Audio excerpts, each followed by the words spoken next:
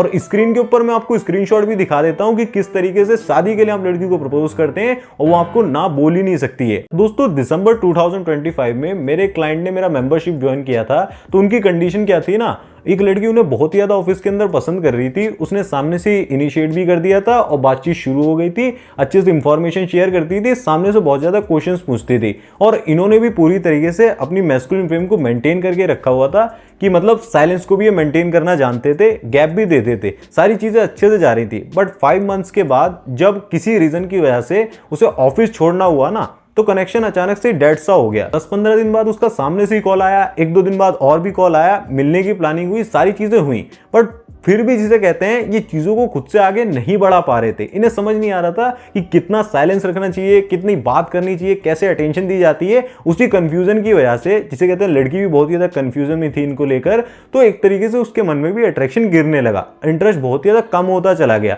तो जब ये मेरे पास आए थे तो इनकी कंडीशन कुछ ऐसी थी। बट उसके बाद अभी 7 जनवरी को जिसे कहते हैं लड़की के साथ ये डेट पर गए थे और स्क्रीन के ऊपर मैं आपको स्क्रीनशॉट भी दिखा देता हूं कि किस तरीके से शादी के लिए आप लड़की को प्रपोज करते हैं और वो आपको ना बोल ही नहीं सकती है। और अगर आप पर्सनली मेरी गाइडेंस चाहते हैं, आप चाहते हैं कि मैं पर्सनली आपको गाइड करूं कि किस तरीके से स्टेप बाय स्टेप जिसे कहते हैं आप सिचुएशन को बनाएंगे, शादी तक लेकर जाते हैं, उसके लिए मेरा आप कॉल सेशन बुक कर सकते हैं। बाकी आज की इस वीडियो में मैं आपको उन्हीं की स्टोरी से 5 ऐसे साइकोलॉजिकल मूव्स के बारे में बताने वाला हूं जो लड़की आपको रिजेक्ट कर चुकी है, या फिर जिसे कहते हैं जिसके इंटरेस्ट आपके अंदर बहुत ही ज्यादा कम था या फिर पहले था अब गिरता जा रहा है, उसको रीबिल्ड कैसे करते हैं, रीबैक जिसे रीअट्रैक्ट कैसे कर सकते हैं, वो सारी चीजें आज की इस वीडियो में हम डिटेल में समझेंगे।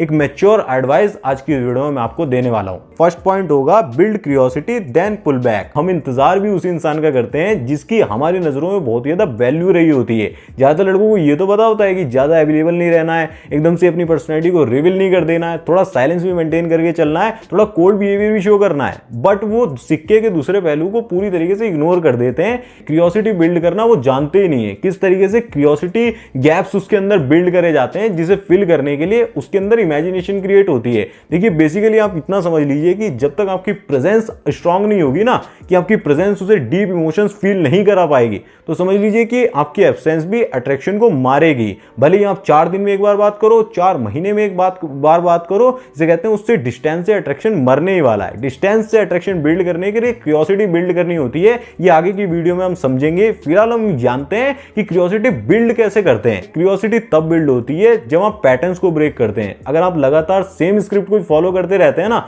सेम तरीके से वही बोरिंग जोक्स डेली सुना रहे हैं, बोरिंग क्वेश्चंस पूछ रहे हैं, हेलो हाय तक आप अटके हुए हैं, तो समझ लीजिए कि क्यूरियोसिटी बिल्ड हो ही नहीं रही है। क्यूरियोसिटी बिल्ड होने के लिए आपको जिसे कहते हैं कुछ ऐसा शेयर करना पड़ता है, कुछ ऐसी बातें बोलनी पड़ती हैं जो उसके मूड को इंस्टेंटली जिसे कहते हैं शिफ्ट कर दे, इंस्टेंटली उसका मूड पूरी तरीके से चेंज हो जाए। जैसे कि एग्जांपल के लिए अगर लड़की आपसे बोलती है ना कि ऑफिस जाते समय रास्ते में बहुत ही ज्यादा धूल होती है, तो नॉर्मल सा जवाब क्या होगा कि रास्ते में सड़क बन रही है या फिर कुछ ऐसा हो रहा है तो साइड से जाया करो, या फिर कुछ भी आप लॉजिक शेयर करेंगे, वो काम नहीं करता है। मेरा जवाब क्या होगा कि जो ऑफिस से रास्ते के बीच में रेगिस्तान पड़ता है ना, उससे थोड़ा साइड हटके जाया करो। या फिर रैंडमली आप कोई बात बोल सकते हैं, तुम्हें क्या वर्ल्ड रिकॉर्ड बनाना है, उसके आगे भी कंटिन्यू कैसे रखते हैं कॉन्वर्सेशन को, और मतलब इंटरेस्ट को बनाए कैसे रखते हैं, वही हम सेशन में लाइव समझते हैं। आप चाहे तो बुक कर सकते हैं। फिलहाल मैं आपको इतना बोल देता हूं, अगर क्यूरियोसिटी आप बिल्ड करना इतना ईजिली जिसे कहते हैं समझ जाते, तो वो आपकी लाइफ से जाती क्यों, वो आएगी वापस। बट आपको कुछ साइकोलॉजिकल मूव्स को लेना होगा, वही इस वीडियो में आगे बता रहा हूं, ध्यान से समझिए। सेकंड पॉइंट होगा you are doing better without them. जब वो ये देखते हैं ना कि आप उनके जाने के बाद भी, उनके बिना भी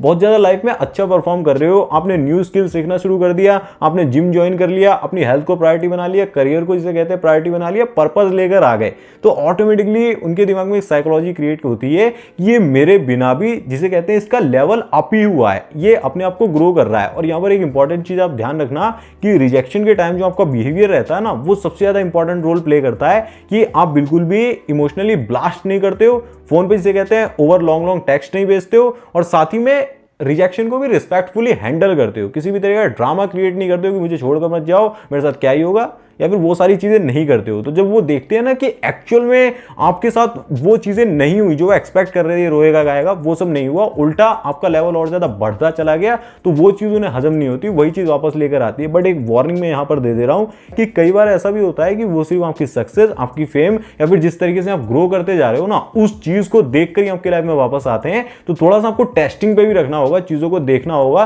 कि उनका बिहेवियर कितना ज्यादा कंसिस्टेंट है। थोड़ा सा टाइम लीजिए, उसको समझिए, उनके लिए बिल्कुल भी रेड कारपेट नहीं बिछा देना है कि आपकी एंट्री होगी तुरंत से आते। थर्ड पॉइंट होता है they thought they did find someone better but did not. आज के टाइम की मॉडर्न डेटिंग के लिए सबसे बड़ा पॉइजन यही है कि आजकल टू मैनी ऑप्शंस हैं। मतलब इंस्टाग्राम के कह लो, अट्रैक्शन के लिए कह लो, अटेंशन के लिए बहुत सारे ऑप्शंस पहले से ही खुले हुए हैं, इजीली जिसे कहते हैं अटेंशन अवेलेबल है। तो उनके दिमाग में यही चल रहा होता है कि मुझे इससे बेटर ऑप्शन इजीली मिल जाएगा। बट जब वो बहुत ही ज्यादा हाथ पैर चला लेते हैं, उनको बेटर ऑप्शन नहीं मिलता है, तो वापस से जिसे कहते हैं आपकी लाइफ में आ सकते हैं, सिर्फ आपको एक बैकअप की तरह, जिसे कहते हैं ऑप्शन की तरह लेकर चलने के लिए। क्या आप सच में जिसे कहते हैं, आप खुद से सवाल पूछिए, आप किसी का सेकंड ऑप्शन जिसे कहते हैं सेकंड चॉइस बनकर रहना चाहते हैं? ऐसा हो सकता है कि आज जिसे कहते हैं आपके पास आ गए हो, चीजों को आगे बढ़ाना चाह रहे हो, बट जब आपसे कोई बेटर मिल जाएगा या फिर और भी चीजें आगे बढ़ाना चाहेंगे जिसे कहते हैं बेटर मिलने के बाद, तो वो आपको छोड़ भी सकते हैं। तो ये फैसला आपके बारे में होगा। एक तरीके से वो अपनी ईगो को संभाल कर रखना चाहते हैं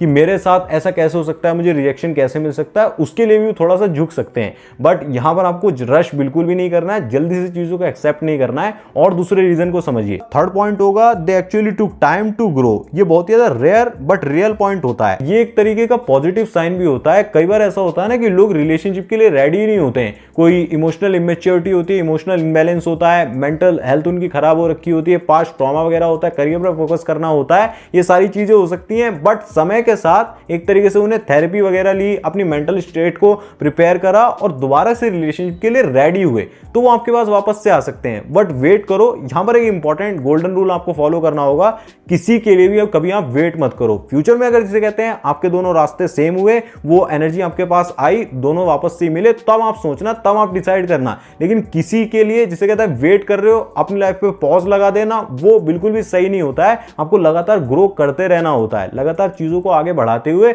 अपनी लाइफ में अपने आप को ऊपर उठाने पर काम करते रहना होता है। मैं ये नहीं कह रहा हूं कि रिलेशनशिप में किसी और के साथ आ जाओ, अचानक से किसी के साथ रिलेशनशिप में आने की बिल्कुल भी गलती मत करें, क्योंकि वहां पर आप एक रॉन्ग पार्टनर को चूज करेंगे, क्योंकि उस वक्त आप लोनलीनेस के फेज में होते हैं और आप डिसीजन नहीं ले पाते हैं। फिफ्थ पॉइंट होगा you are with someone new, jealousy and pre selection. एक तरीके से जेलसी ट्रिगर ही होता है। उन्होंने आपको किसी और के साथ देखा, उन्होंने देखा कि आपको किसी और ने चूज किया, आप किसी और के साथ हो, तो आप ज्यादा अट्रैक्टिव लगने लगते हो। उन्हें ऐसा लगता है कि इसे उसने चूज किया है ना, तो इसके अंदर कुछ तो खास हो गई जो मैं नहीं देख पाया। तो वापस से जब आते हैं ना, उन्हें सिर्फ आपकी अटेंशन और वही सारी चीजें चाहिए होती हैं, ना कि एक्चुअल में रिलेशनशिप चाहिए होता है। बट यहां पर एक कॉन्ट्रास्ट भी होता है, एक नई चीज भी यहां पर होती है कि कई सारे ऐसे पर्सन होते हैं जो लाइफ से गए नहीं होते हैं, जो अपने करियर पर फोकस कर रहे होते हैं, एक्चुअल में जिसे कहते हैं अपने आप की ग्रोथ पर फोकस कर रहे होते हैं। तो उनके लिए भी जिसे कहते हैं चीजों को समझना पड़ता है कि एक्चुअल में वो लाइफ में कर क्या रहे हैं। एक्चुअल में वो किसी और के साथ आपको रिलेशनशिप में दिख रहे हैं,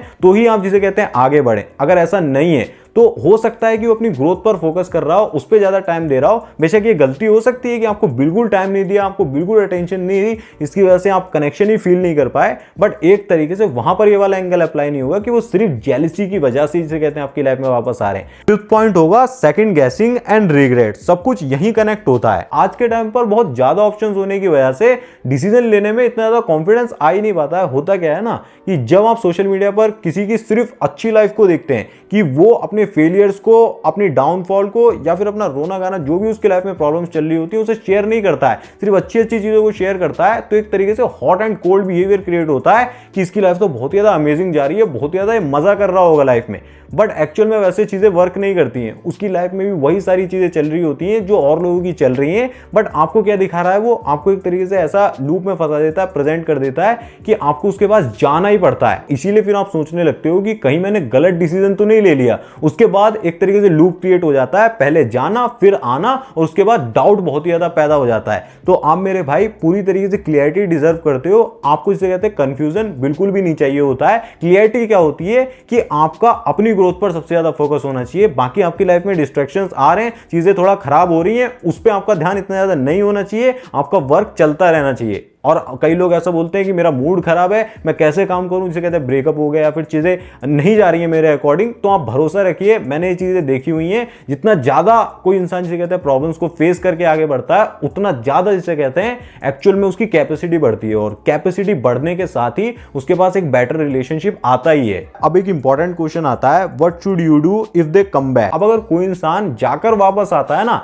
तो आप खुद से 3 सवाल पूछो, तब आपको उसको अपनी लाइफ में आने देना है। पहला सवाल कि मेरी लाइफ में वो क्यों आया, क्या उसके पीछे का रीजन रहा होगा। दूसरा सवाल, एक्चुअल में क्या उसका बिहेवियर जेन्युइनली चेंज हुआ भी है या फिर नहीं। तीसरा सवाल, क्या मैं उसकी फर्स्ट चॉइस हूं या फिर सिर्फ एक कन्वीनियंस हूं। अगर इसका जवाब अभी भी अनक्लियर है तो आप वेट कीजिए, अभी आपका काम नहीं बनेगा। अभी अगर आप जिसे कहते हैं डिसीजन लेते हैं तो शायद आपको पछताना पड़ सकता है, अपने डिसीजन का जिसे कहते हैं पछतावा हो सकता है। तो पूरी वीडियो का कंक्लूजन यही निकल कर आता है कि जब कोई इंसान जाकर वापस आता है ना, तो वो सिर्फ लव का सिंबल नहीं होता है, वो कई बार जेलिसी, कंपैरिजन, रिग्रेट का साइन भी होता है। उसकी ईगो डाउन गई होती है ना, इसीलिए वो ईगो को बूस्ट करने के लिए आपके लाइफ में आना चाह रहा होता है। क्योंकि जो रियल अट्रैक्शन होता है वो हमेशा सेल्फ रिस्पेक्ट से आता है, कभी भी बैगिंग करने से आता ही नहीं है। आपको भी प्यार की भीख मांगना बंद करिए और इसे कहते हैं अपनी ग्रोथ पर ध्यान दीजिए। अगर आप एक्चुअल में जानना चाहते हैं कि कैसे कैपेसिटी को इंक्रीज कर सकते हैं, अपना मैग्नेटिज्म कह सकते हैं, ग्रेविटी को इतना ज्यादा बढ़ा सकते हैं कि नेचुरली आप जो जा चुका है उसको भी अपनी लाइफ में खींच सके,